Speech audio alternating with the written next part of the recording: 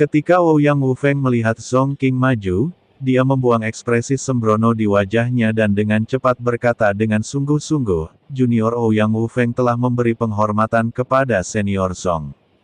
Bagaimana kabar ayahmu, Ouyang Xing? Zhong Qing bertanya. Ayahku sangat baik, dan dia selalu berbicara tentang Senior Zhong.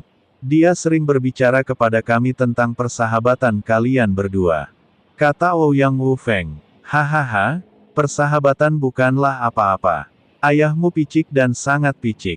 Setiap kali dia kalah dalam pertandingan tanding, dia berpura-pura baik-baik saja di permukaan, tapi marah besar di balik layar. Sedemikian rupa sehingga dia akhirnya mempraktikkan keterampilan jahat dan mencoba mengalahkanku dengan metode ini, dan akhirnya dibawa ke Pulau Dewa Pengobatan. Omong-omong, aku juga bertanggung jawab menyebabkan ayahmu menjadi seperti ini. Zhong Qing menghela nafas. Senior Zhong, tidak perlu menyalahkan dirimu sendiri. Jika bukan karena kamu, ayahku tidak akan bisa pergi ke Pulau Yaoshen, dan dia tidak akan bisa mencapai keadaan seperti sekarang ini. Ini mungkin takdir. Seperti kata pepatah, takdir tidak bisa dilanggar. Ouyang Wufeng sebenarnya menghibur Zhong Qing. Takdir. Zhong Qing tersenyum pahit, ya, ini adalah takdir. Sudah ditakdirkan. Semuanya sudah ditakdirkan. Senior Zhong, kamu tidak perlu mengikuti tes. Saya akan mengirimkan perahu roh khusus untuk mengantar Senior Zhong ke Pulau Yaoshen.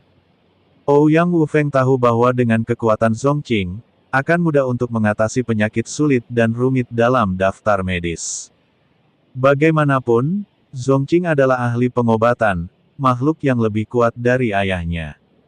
Zhong Qing menggelengkan kepalanya dan berkata, saya tidak akan pergi ke Pulau Dewa Pengobatan, dan saya tidak tertarik dengan tempat jatuhnya Dewa Pengobatan. Saya hanya ingin membantu semua orang lulus ujian. Kata-kata Zhong Qing membuat Ouyang Wufeng sangat malu. Tapi pada awalnya, dia tidak pernah mengatakan dia tidak bisa menerima bantuan. Zhong Qing sepenuhnya dapat menemukan solusi untuk berbagai penyakit sulit dan rumit dalam daftar medis, dan menggunakan kesadaran spiritualnya untuk menyebarkannya kepada semua orang yang hadir. Dengan cara ini, semua orang bisa lulus penilaian. Mendengar kata-kata Zhong Qing, semua orang membangkitkan secercah harapan. Jika ini mungkin, mereka semua bisa pergi ke Pulau Dewa Pengobatan. Senior Zhong, metode ini tidak adil, tapi karena Senior Zhong yang mengatakannya, saya tidak bisa berkata apa-apa. Ouyang Wufeng tidak menghentikan Zhong Qing. Bagaimanapun, Zhong Qing memiliki hubungan dengan ayahnya, dan dia ingin memanggilnya sebagai orang yang lebih tua. Melihat Ouyang Wufeng tidak menghentikannya, semua orang sangat bersemangat. Ekspresi Chen Ping juga sedikit bergerak. Dia juga ingin melihat apa kekuatan cinta ini. Mampu dikagumi banyak orang, dan menjalin hubungan baik dengan Pulau Yaoshen, nampaknya cinta ini bukanlah orang yang keji. Nenek Zen menaruh dendam padanya, dan dia melarikan diri selama beberapa dekade. Tapi Zhong Qing pasti menyadari kesalahannya, dan sekarang dia tidak tertarik pergi ke tempat di mana Dewa Pengobatan jatuh. Baginya, kultivasi tidak lagi sepenting hubungan antara pria dan wanita. Bagi sebagian besar beku di dunia surga dan bumi, budidaya adalah prioritas pertama. Bahkan jika mereka menemukan dua beku bersama-sama, itu hanya untuk mempercepat budidaya mereka. Zhong Qing sekarang menghadapi daftar medis, dan semua informasi hijau di dalamnya tersapu olehnya. Segera setelah itu, ada momen singkat dari Chen Mo, dan kemudian dia tiba-tiba membuka matanya. Sebuah pesan ilahi muncul di benak Chen Ping. Penyakit ketujuh disebabkan oleh terlalu banyak meminum pil selama budidaya, yang telah merusak meridian dan memerlukan penggunaan pil Tong Mai untuk pengobatan. Penyakit ke-13 disebabkan oleh keracunan oleh seseorang. Racunnya adalah pil tahan dingin. Meski untuk melawan flu yang parah, orang tersebut melakukan latihan berbasis api, yang menyebabkan saluran Qi tersumbat, energi spiritual kacau. Anda dapat menggunakan pil irama api Xuanji untuk menyembuhkannya. Pasal 22. Petik 2 titik titik titik titik titik titik titik titik titik titik titik titik petik 2. Zongqing menjelaskan sebagian besar gejala di atas secara rinci, bahkan penyebabnya, dan obat mujarab dan ambrosia apa yang harus digunakan untuk mengobatinya. Ini setara dengan memberitahu semua orang jawabannya, dan semua orang dapat menyalinnya. Jika ini masalahnya, masih belum ada cara untuk memperbaiki ramuan yang sesuai, maka itu sangat buruk, dan tidak ada gunanya pergi ke konferensi master kedokteran. Chen Ping mendengarkan transmisi suara Zongqing dan melihat banyak gejala di dalamnya, dan menemukan bahwa Zongqing memang sangat kuat. Chen Ping dapat menganalisis dan menemukan pengobatan untuk beberapa penyakit, tetapi dia tidak tahu dari mana penyakit itu berasal. Tapi Zongqing mampu menceritakan semuanya secara detail, yang menunjukkan betapa canggihnya keterampilan medis orang ini. Chen Ping tidak bisa tidak mengagumi ini. Chen Ping memandang Zongqing dengan kekaguman di matanya. Dengan keterampilan medis yang luar biasa, Zongqing dapat memulai sekte di dunia manusia ini. Tapi dia berada di kota Yongle dan tidak pernah berpartisipasi dalam perkelahian keluarga ini, dan ada beberapa konferensi apoteker. Sekarang semua pikiranku tertuju pada Nenek Zen. Pria yang tergila-gila. Banyak orang mulai menggunakan tungku alkimia mereka sendiri untuk memurnikan ramuan yang dibutuhkan dalam daftar pencari medis. Beberapa ramuan bermutu tinggi tidak dapat disuling. Anda dapat menemukan beberapa pil yang mudah disuling. Meskipun penyakit yang sulit dan rumit tampak sangat sulit, jika Anda benar-benar memahaminya pada awalnya, mungkin pil yang paling sederhana dapat menyembuhkannya. Premisnya adalah untuk melihat gejala-gejala ini. Sekarang Zongqing telah mengetahui semuanya, sisanya diserahkan kepada apoteker untuk memperbaikinya sendiri. Untuk suatu waktu, banyak apoteker yang memurnikan ramuan satu demi satu, dan seluruh kota Yongle dipenuhi dengan aroma obat. Huan, Zong Yaozun ini sangat kuat, dan dia sangat menyayangi bibimu. Kali ini bibimu kembali, kamu tidak bisa melepaskannya. Menyatukan kedua orang itu akan berdampak besar pada keluarga Zenmu. Bermanfaat. Zhou Lang berkata dengan iri. Jika itu membantu keluarga Zen kita, bukankah itu juga akan membantu keluarga Zhoumu? Sebentar lagi kita semua akan menjadi satu keluarga. Kata Zhen Huan sambil tersenyum. Ya, sebuah keluarga. Kita akan segera menjadi sebuah keluarga. Ketika tiba waktunya untuk mencaplok keluarga Bao dan keluarga Diao, kedua keluarga kita akan mengambil keputusan akhir di seluruh kota Yongle. Pada saat itu, Asosiasi Apoteker Wilayah Barat juga harus menjauhi kedua keluarga kita. Kami selang merangkul bahu Zhen Huan dan berkata. Chen Ping mendengarkan percakapan antara Zhou Lang dan Zhen Huan, dan menghela nafas pelan. Dia tidak tahu apakah Zhen Huan dan Zhou Lang benar-benar saling mencintai, atau apakah mereka menikah demi keuntungan. Namun sepertinya lebih seperti sebuah pernikahan, sehingga jika kedua keluarga semakin kuat, perlahan mereka bisa mengkanibalisasi dua keluarga lainnya.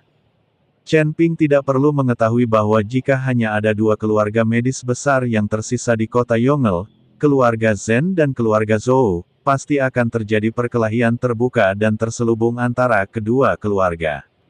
Pada saat itu, pernikahan antara Zhen Huan dan Zhou Lang akan tampak tidak berarti lagi.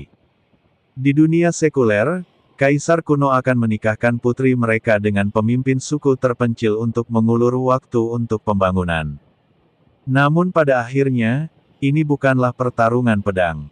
Di mata orang-orang ini, hanya cinta keluarga yang paling tidak berharga. Satu demi satu, para biksu telah menyempurnakan ramuan tersebut dan mulai menunjukkannya kepada Ouyang Wu Feng untuk konfirmasi. Selama ramuan yang disembuhkan oleh Pulau Yaoshen cocok dengan yang ada, itu akan dianggap lulus ujian. Banyak apoteker yang lulus ujian, dan setelah mendaftar, mereka menunggu untuk berangkat ke Pulau Dewa Pengobatan. Namun, ada juga beberapa orang bodoh yang tidak bisa menyalin meski diminta mengikuti ujian open book.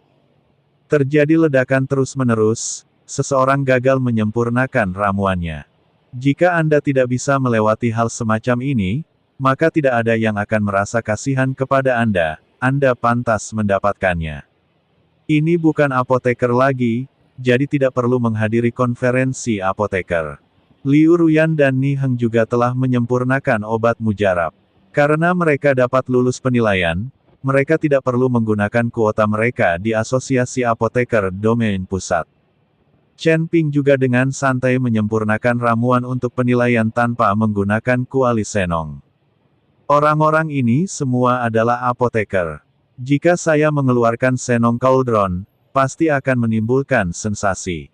Ketika seseorang membuat senong cauldron miliknya sendiri, itu akan mendapat masalah.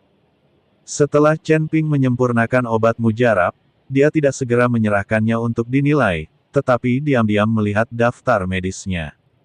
Penyakit-penyakit dengan huruf merah itu bahkan belum ditemukan obatnya di Pulau Dewa Pengobatan. Chen Ping melihat yang pertama, dia bisa menduduki peringkat pertama.